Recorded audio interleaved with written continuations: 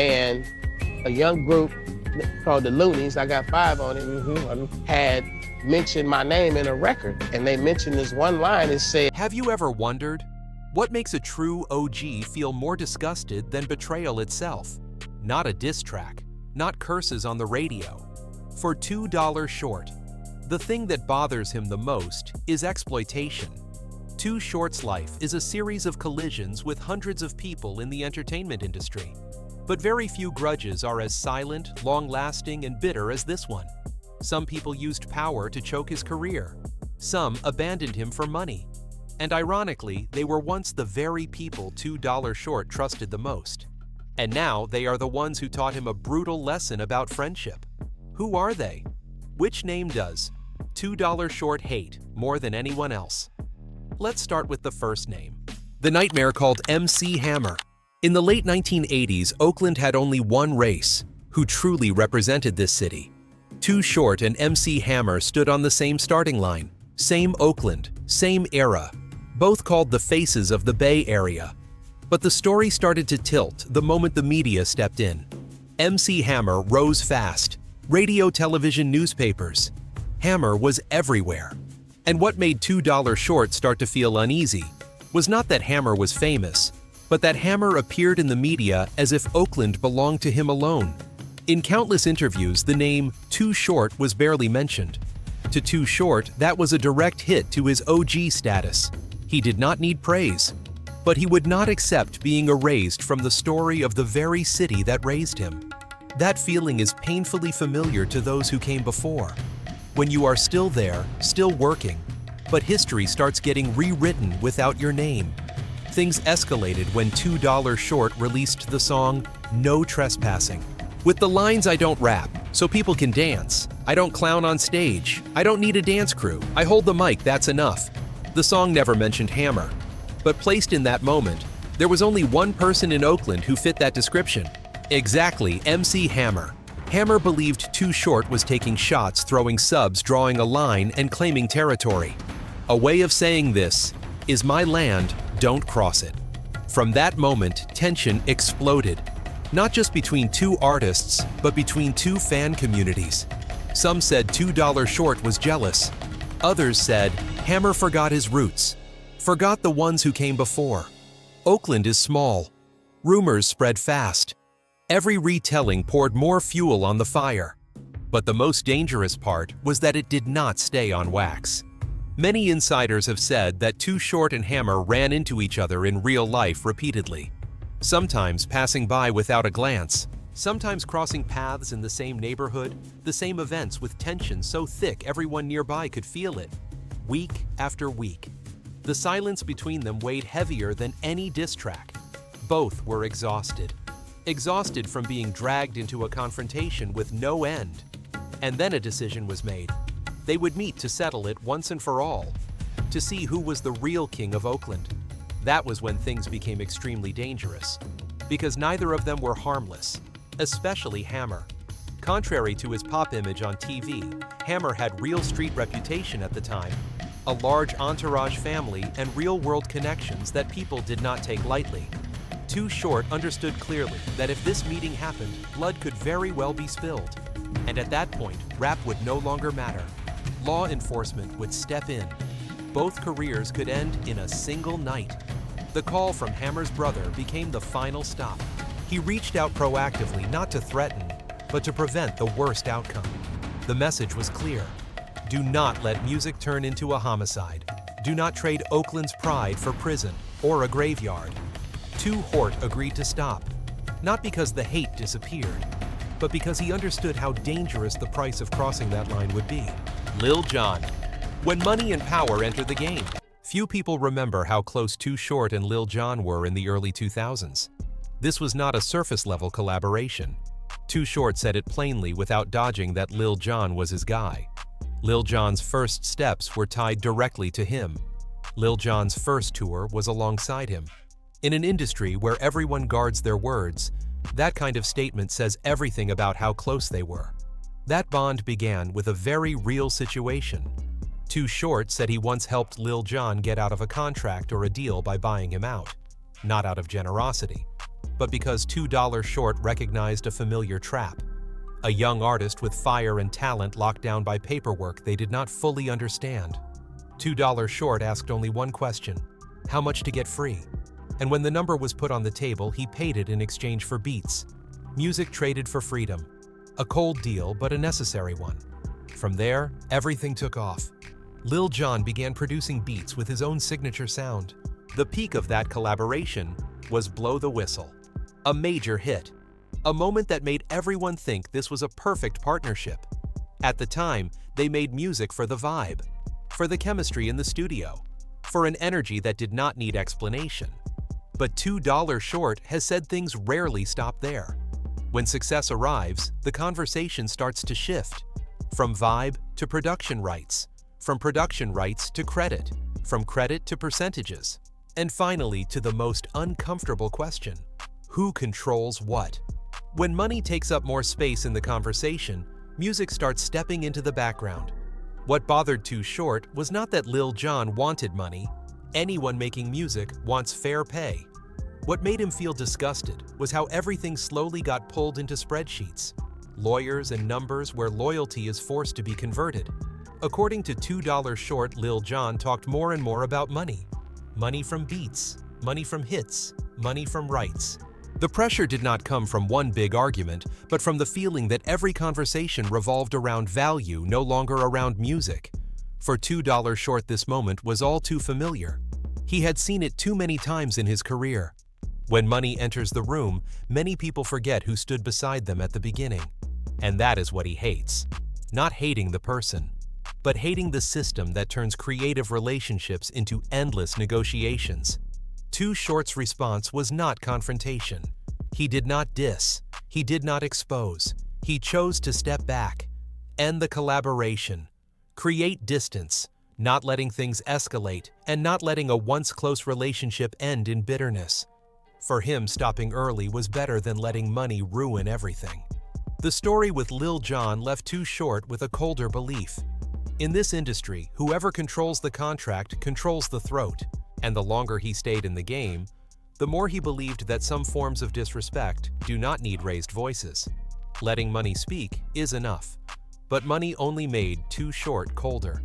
There is another kind of disrespect that truly makes his blood boil. When a younger artist stands in the middle of the Bay Area, calls his name directly, and speaks as if he turned his back on his own home. Messy Marv Bay Area. Honor and contempt for those who climb on others' shoulders. It started loud. A diss track dropped the title aimed straight at the face. No circling, no hints. Then came the interviews. Messy Marv said, Too Short did not respect the Bay. Said platinum plaques had changed him. Within days, the story spread across the Bay Area like a spark hitting dry grass. To Too Short, this was not ordinary criticism. It was a direct strike at what he considered untouchable: honor. The first shot was Class of '84. No need to break down lyrics. The title alone, and the way Marv called names, made the target clear. Then Marv continued with interviews saying he had to check $2 Short because no one else would. That phrase is very familiar in street culture, when someone places themselves as the one who corrects wrongs, the one who keeps order. The problem was Marv positioning Too Short as a traitor to the Bay Area. The motive behind it all was what irritated Too Short the most. Marv was not just dissing. Marv was attacking the deepest fear of an OG, being accused of abandoning his city, abandoning his people, abandoning his responsibility to uplift the younger generation. To $2 Short, that was a heavy accusation. Not because he believed it was true, but because he understood the crowd loves that story. The successful OG who gets rich and turns his back. A very easy narrative to sell. Too Short's response was not explosive anger. He responded with cold distance to the media. Too Short dismissed the entire situation as baseless. He criticized Marv's approach as internet shouting, making noise for attention, instead of meeting face to face and talking like men. More importantly, Too Short directly hinted at the real motive, that Marv was using his name as a launchpad, climbing on someone else's shoulders and calling it justice. For $2 Short, the line was clear. Beef over misunderstanding can be talked through, but beef for spotlight is something he despises. He did not deny Marv's existence. But he refused to give Marv the power to define him. And that is why $2 Short did not stay completely silent. He dropped "Where You At?" Not to prolong the war, not to create drama. The track felt like a short message. If you call my name, show up. If you want to check me, then meet me. That was $2 Short stamping his point. No need for many tracks, no heavy words. Just enough to put the other side in a position to prove themselves. The way $2 Short expresses hatred here is different. No shouting, no personal attacks. He disrespects the motive, wipes away the excuse, then counters just enough for the crowd to see who is playing games. For him, dragging out the argument only helps the other side get what they want: spotlight. And $2 Short does not give that away for free. More importantly, Too Short knew when to stop. After a few back-and-forth moments, the story faded. Not because of a public reconciliation, but because Too Short refused to become a prop in someone else's story. He let time do the rest.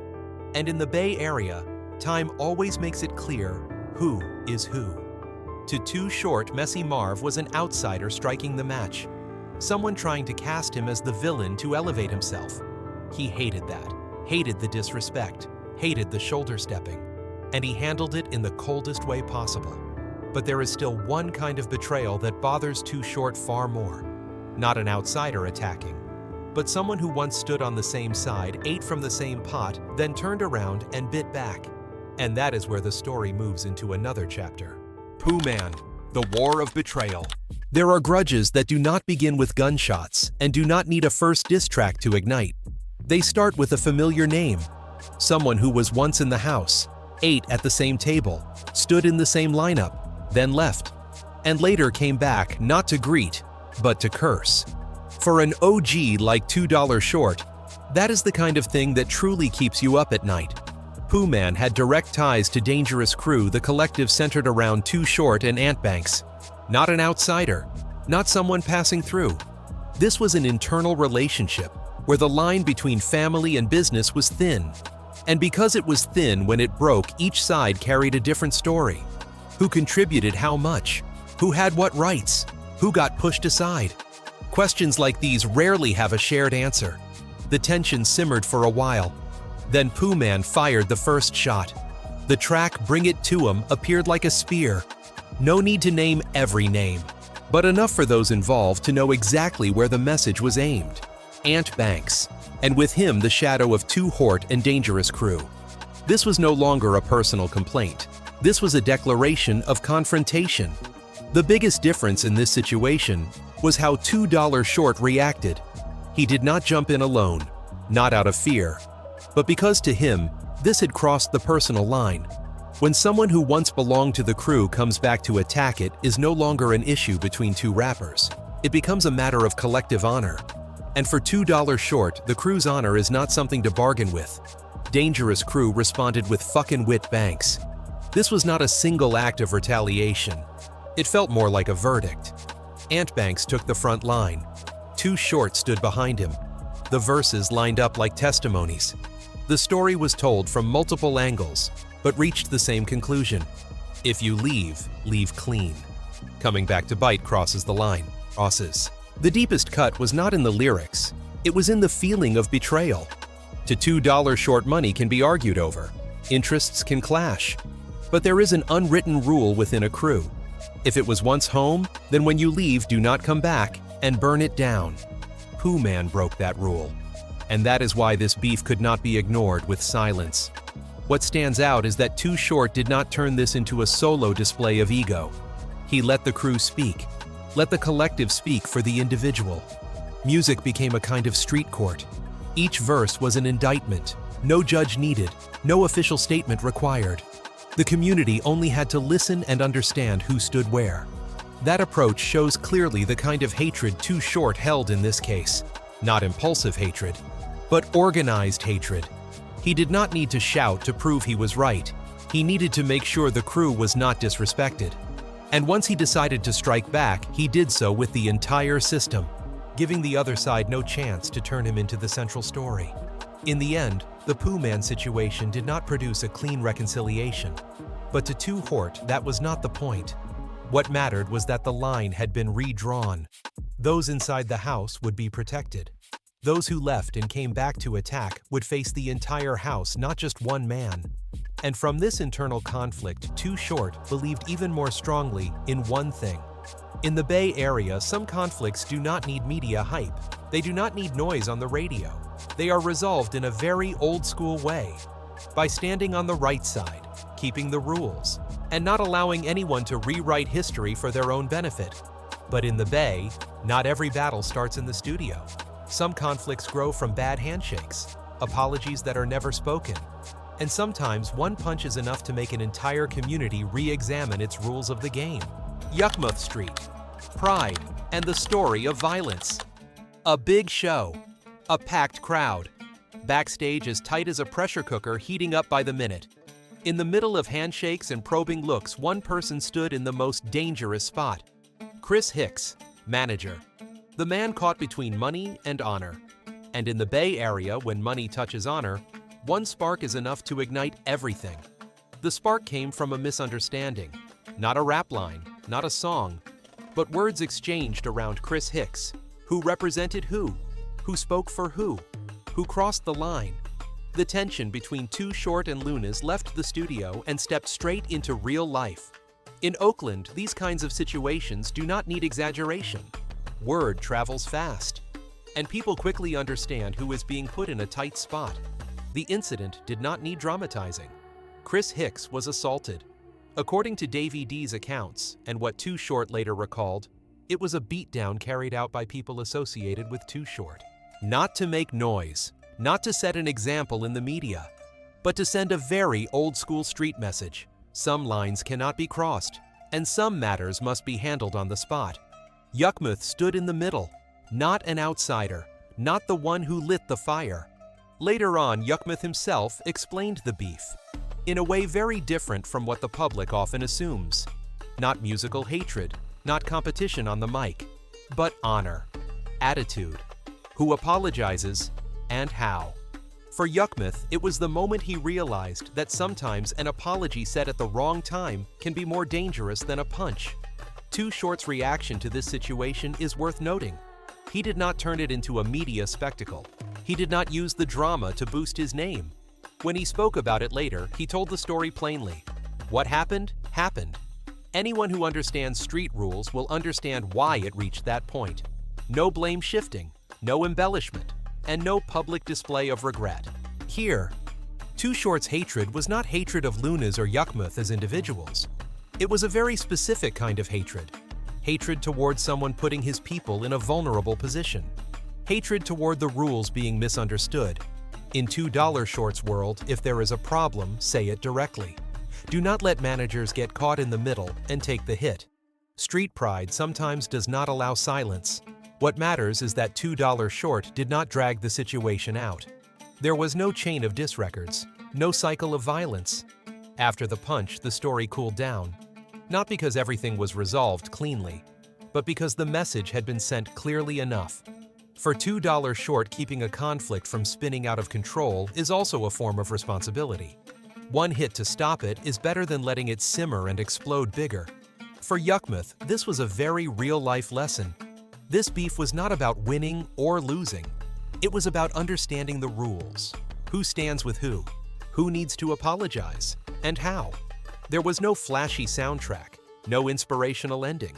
Just the raw reality of the Bay Area where one punch can end a long story. But the story with Lunis did not stop at fists.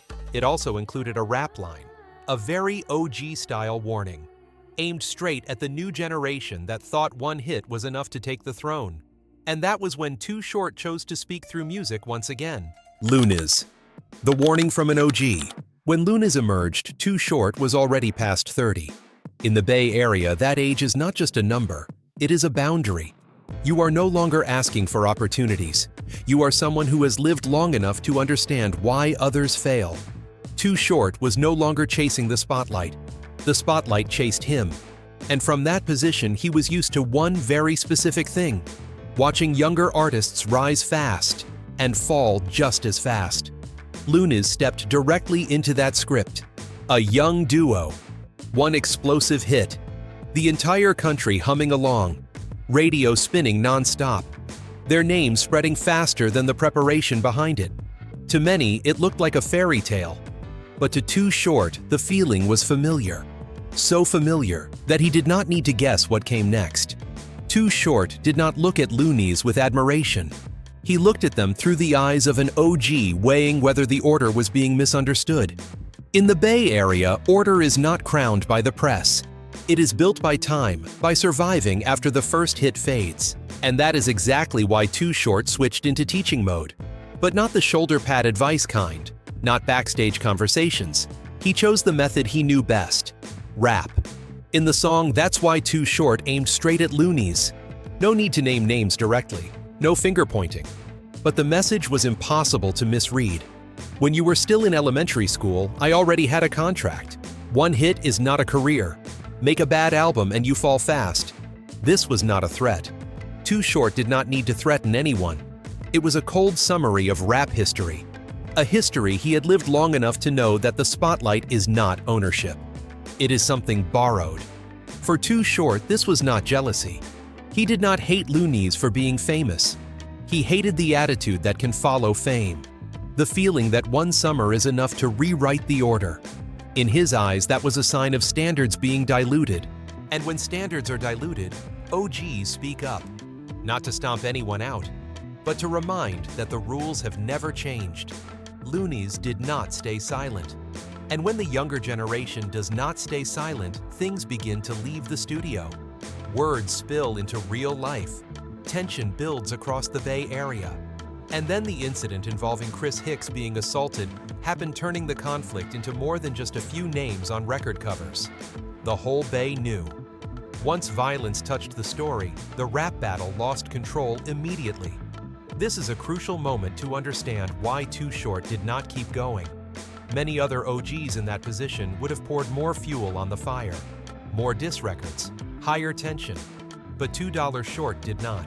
He understood one thing clearly. If it continued, it would no longer be rap. It would become something else, and the price would no longer be paid in music.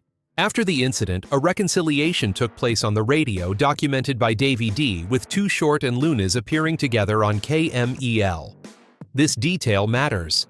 It shows that this beef had an exit, but that exit was not free.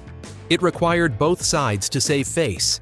No one humiliated, no one buried, no one turned into a public loser. And that reveals Too Short's real goal. He did not want to erase the new generation. He did not want to crush loonies. He wanted to put them in the right position. To understand that one hit is an entry ticket, not a throne. You are invited into the room. But to stay, you have to know where to sit. After that, signs of cooling down appeared. Too Short still stood on the same side as loonies in other contexts at times. Not because everything was forgotten, but because the order had been restored. To $2 Short, once the rules are clear, there is no need to strike again. Continuing would only make things worse. The way $2 Short expresses hatred in this story is very specific.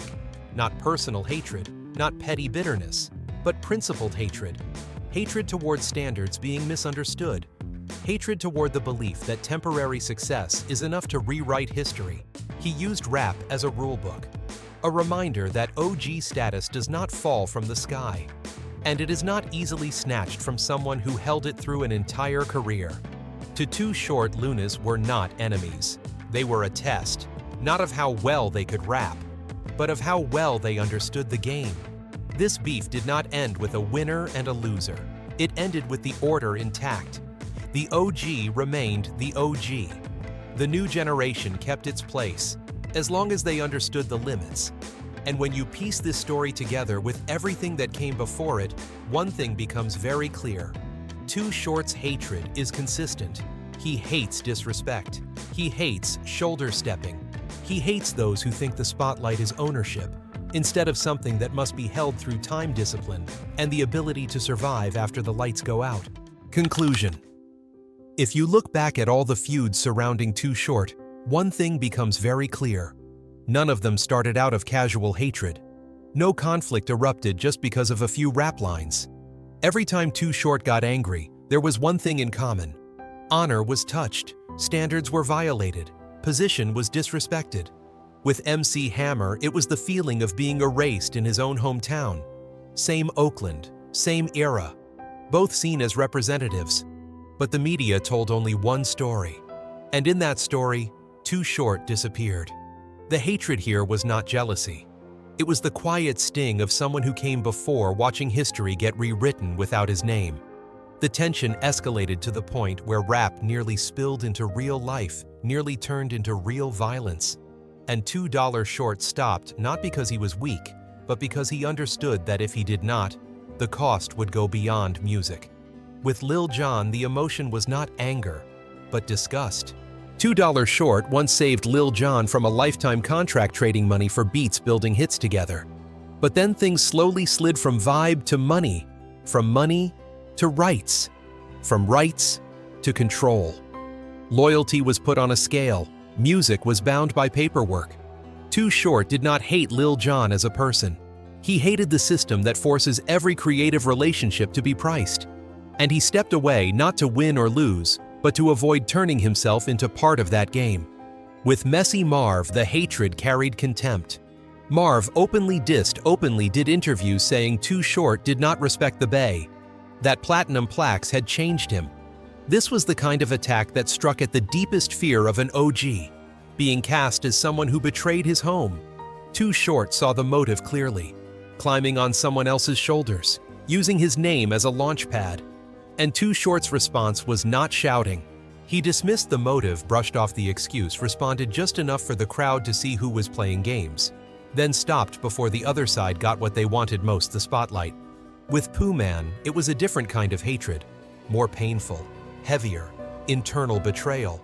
Someone who once belonged to dangerous crew once lived in the house, then left, then came back with diss tracks.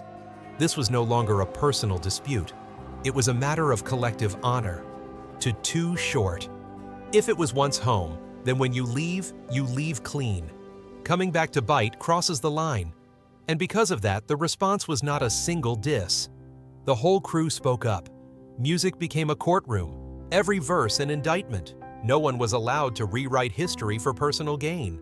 With Yukmuth and Lunas, the hatred was tied to street pride and generational conflict. One punch, one apology never said at the right time, one warning rap line. $2 Short saw in Loonies a very familiar image of the younger generation.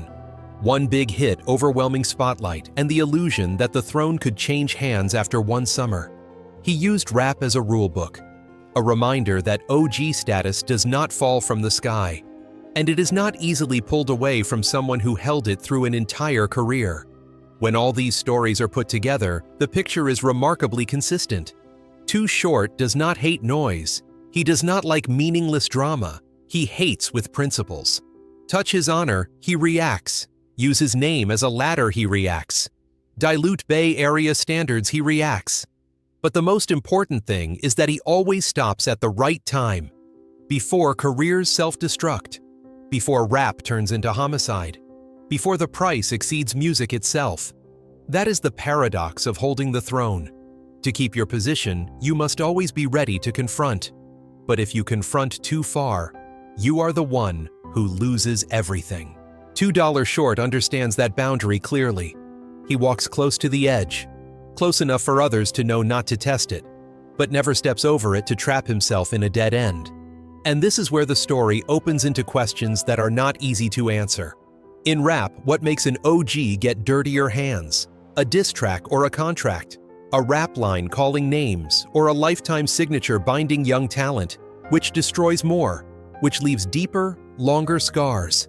And if holding the throne means living ready to make enemies, ready to be hated, ready to be misunderstood, then is that throne really worth holding for that long? Or is knowing when to stop the real victory?